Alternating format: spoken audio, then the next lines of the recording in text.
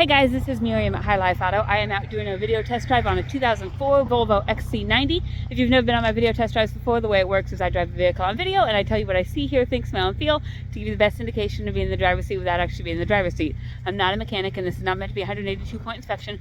Rather, this is meant to be a sneak peek into how the vehicle drives and any potential issues I notice as we're going along. So I'll take a look around the vehicle and then we'll go for a drive. And so I've taken this one down to go get gas so far. I don't know a whole lot about it, but it seems to drive good. I've checked the fluids and the fluids look good. So here we go. Volvo XC90. Volvo is a good brand as far as they're like a German manufacturer. So you should not get, if it's like most German cars, you should not get rust on this vehicle because it should be made of aluminum.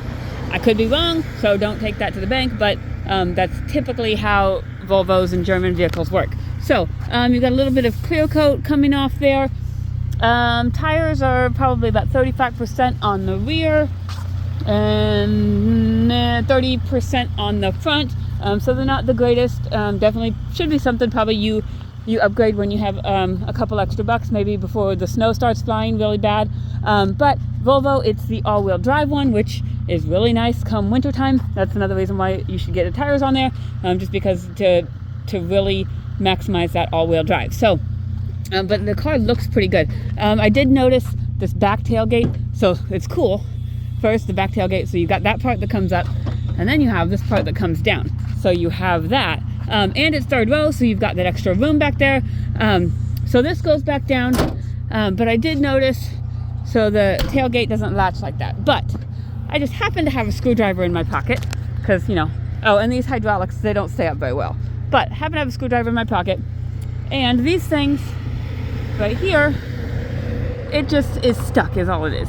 You could probably replace this for, I don't know, 15 bucks, or maybe even put some penetrating fluid in there and make it work again. But there you go, latched, simple, 2-cent fix, 30 seconds for, you know, anyone who's got half a brain. So there's that.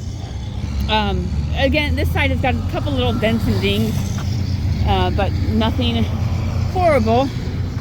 Still looks pretty decent. And farther away, of course, it looks better. So front end looks good. It does have a little crack in the windshield right over here.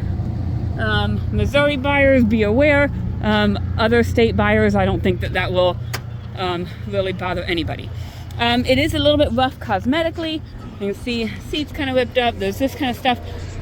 In all reality, guys, that takes seat covers. They got seat covers on here to cover that problem, and then it takes a little bottle of spray glue, and then you'll fix that. So a lot of these little things, sometimes people look at them and they're like, oh my gosh, it's horrible.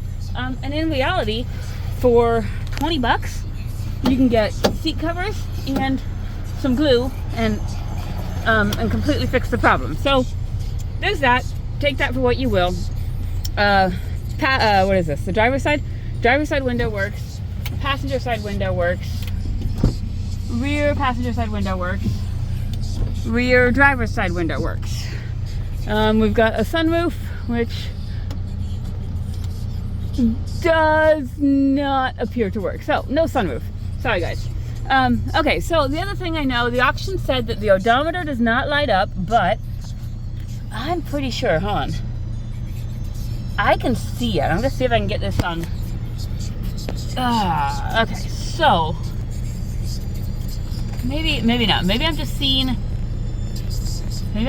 like a reflection. It looks to me like it says 155,433.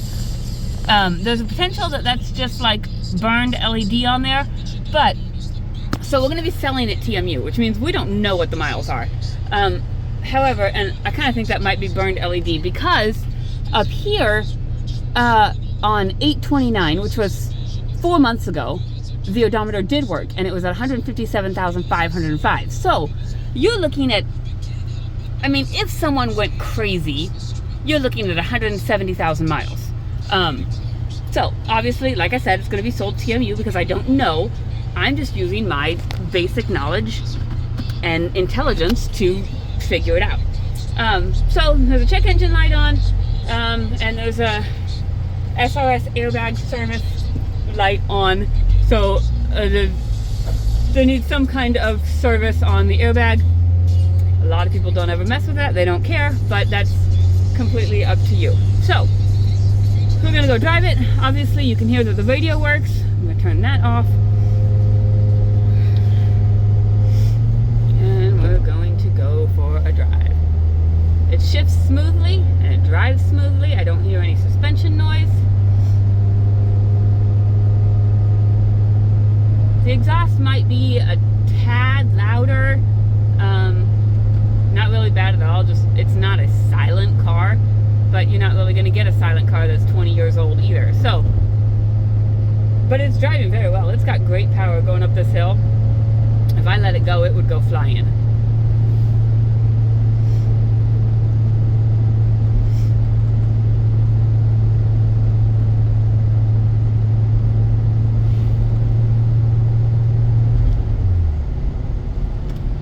Left turn signal works, right turn signal works. Windshield wipers work. Brakes are good and solid. No grinding or vibration. Flip around, no weird noises when I do hard turns. I'm going to check. Let's see, we've got heated seats. I don't know if those will work. I haven't tried them yet. Let's see. I've never got Volvo down as far as, you know, they've got pictures, which should make it easy, but turn it on auto or manual. There we go. Okay, so we'll see if that, it seems to be blowing out the top. Maybe if I turn it on auto. Alright, well, we'll see if that works. Okay, we'll go from there.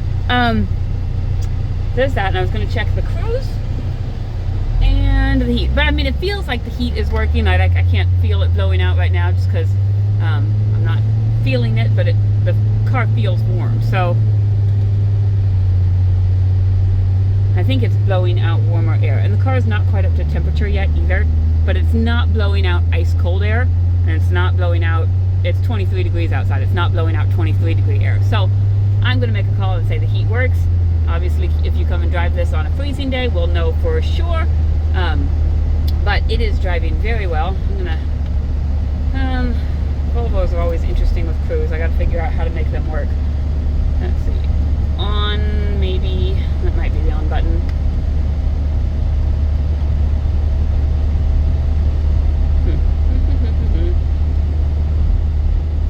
Okay, I'm not certain how to make the cruise work. Here's all your buttons over here. That would appear, like, I would think that would be resume. That I would think would be on and off. Wait, but okay, so that's fun. So there's some wires crossed somewhere in there because occasionally this honks the horn. These buttons honk the horn. Fun story about that. So yeah, anyways, the cruise may or may not work. I haven't got it figured out. But also you may get a horn when you set on the cruise. I don't know. Again, little things that are probably not the end of the world, and probably not something that you would tolerate if you were buying this brand new for, you know, $80 million. But if you're buying it 20 years old and used, you can probably handle a couple little quirky issues like that. So that's what I got. That's what I know about this one so far. If you have any questions, my cell phone is 309-267-7200, and I can try and answer them for you. Thanks, guys.